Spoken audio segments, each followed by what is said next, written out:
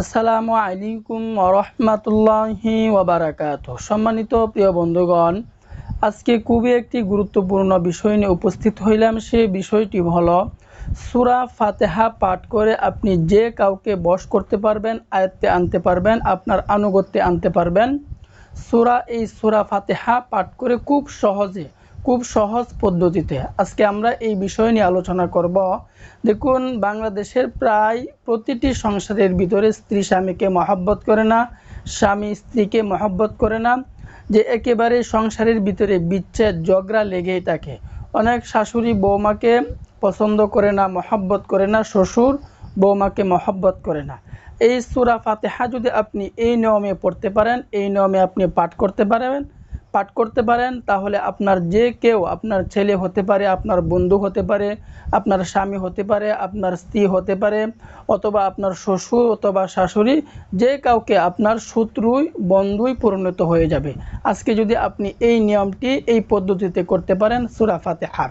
তো আমরা দেরি না করে মূল আলোচনায় চলে যাই, কিভাবে আমাদের সূরা ফাতিহা পাঠ করতে হবে, কোন নিয়মে আমাদেরকে পাঠ করতে হবে। আল্লাহর উপর ইয়াকিন রেখে, বিশ্বাস রেখে কিন্তু আপনাকে এই আমলটি করতে হবে, এই কাজটি আপনাকে করতে হবে। তো যেহেতু আমাদের সূরা ফাতিহা দিয়ে আমাদেরকে এই কাজটি করতে হবে, তাহলে আমরা সূরা ফাতিহা মুখস্থ করে নেব। সূরা ফাতিহা আমরা খুব সহজেই তাড়াতাড়ি মুখস্থ করে নেব। সূরা ফাতিহা মুখস্থ করার পর আমাদের দ্বিতীয় নাম্বার কাজ হচ্ছে, আমরা একদম পবিত্র হয়ে পরিচ্ছন্ন একটি নির্জন স্থানে আমরা বসে পড়ব। সূরা ফাতিহা আগে মুখস্থ করে নেব, এরপরে নিজে পবিত্র হয়ে পাক পবিত্র একটি স্থানে আমরা বসে যাব। তো বসার পর আমাদের প্রথম নাম্বার কাজ হচ্ছে, আমরা এক নিঃশ্বাসে আউযু বিল্লাহি মিনাশ শাইতানির রাজিম বিসমিল্লাহির রহমানির রহিম, যে আউযু বিল্লাহ বলে মাঝখানে দম ত্যাগ করা যাবে না, দম ছাড়া যাবে না। অর্থাৎ আউযু বিল্লাহ এবং বিসমিল্লাহ এভাবে আপনাকে এক নিঃশ্বাসে পড়তে হবে। আউযু বিল্লাহি মিনাশ শাইতানির রাজিম বিসমিল্লাহির রহমানির রহিম। এই নিয়মে এক নিঃশ্বাসে আউযু বিল্লাহ এবং বিসমিল্লাহ আপনাকে 11 বার পড়তে হবে। তো এটা হচ্ছে আমাদের প্রথম নাম্বার কাজ।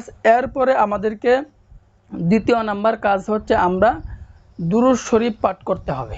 কতবার দুরূদ শরীফ পাঠ করব? আমরা 7 বার দুরূদ শরীফ পাঠ করব। যে কোনো দুরূদ শরীফ আপনি পড়তে পারেন, তবে আমি আপনাকে সাজেস্ট করব, আমি আপনাকে বলে দিচ্ছি, আপনি দুরুদে ইব্রাহিম পাঠ করবেন। দুরুদে ইব্রাহিম হচ্ছে আল্লাহুম্মা সাল্লি আলা মুহাম্মদ ওয়া আলা আলি মুহাম্মদ কামা সাল্লাইতা আলা ইব্রাহিম ওয়া আলা আলি ইব্রাহিম ইন্নাকা হামিদুম মাজিদ।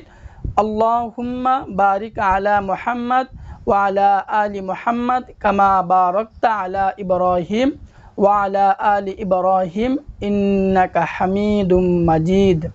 তো আমাদের প্রথমে কাজ হচ্ছে, আমরা আউযু বিল্লাহ এবং বিসমিল্লাহ এক নিঃশ্বাসে 11 বার পাঠ করছি। এরপরে আমরা দুরূদ শরীফ 7 বার পাঠ করব। তো 7 বার পাঠ করার পর আমরা এই বৃদ্ধাঙ্গুলির মাথায় এভাবে ফু দিব। 7 বার দুরূদ শরীফ এবং প্রথমে 11 বার আউযু বিল্লাহ বিসমিল্লাহ এবং 7 বার দুরূদ শরীফ, এই দুইটা পাঠ করে আমরা হাতের বৃদ্ধাঙ্গুলির মাথায় এভাবে ফু দিব। হাতের বৃদ্ধাঙ্গুলির মাথায় ফু দেওয়ার পর এই বৃদ্ধাঙ্গুলটাকে আমরা এভাবে বেঁধে নিব। একবারে যে ছোট আঙ্গুলটা থাকে কর্নারে, এর গিরায় আমরা এভাবে বেঁধে নিব। এরপরে আমাদের কাজ হচ্ছে, আমরা সূরা ফাতিহা 40 বার পাঠ করব। তো 40 বার পাঠ করতে হলে আমাদেরকে এই নিয়মটি আমাদেরকে মানতে হবে, এই নিয়মটি আমাদেরকে ফলো করতে হবে। অর্থাৎ বিসমিল্লাহির রহমানির রহিম, আমরা বিসমিল্লাহ প্রথমে পড়ে নিব। পড়ে নেওয়ার পর আমরা সূরা ফাতিহা 10 বার পাঠ করব। প্রথমে 10 বার পাঠ করব, আলহামদুলিল্লাহি রাব্বিল আলামিন আর রহমানির রহিম মালিকি ইয়াউমিদ্দিন ইয়াকা না'বুদু ওয়া ইয়াকা নাস্তাঈন ইহদিনাস সিরাতাল মুস্তাকিম সিরাতাল্লাযীনা আন'আমতা আলাইহিম গায়রিল মাগদুবি আলাইহিম ওয়ালাদ-দাল্লিন। এই সূরা ফাতিহা যখন আমরা 10 বার পাঠ করব, 10 বার পাঠ করার পর এই শাহাদাত আঙ্গুলির মাথায় আমরা এভাবে ফু দিব। শাহাদাত আঙ্গুলির মাথায় ফু দেওয়ার পর এই শাহাদাত আঙ্গুলটাকে আমরা এভাবে বন্ধ করে নেব। এবং যে 3টা আঙ্গুল আছে এই 3টা আঙ্গুল আমরা খোলা রাখবো। এই শাহাদাত আঙ্গুলটার দ্বারা এভাবে আমরা 10 বার পাঠ করে শাহাদাত আঙ্গুলটাই ফু দিয়ে আমরা এই বৃদ্ধাঙ্গুলি এভাবে আমরা বন্ধ করে নেব।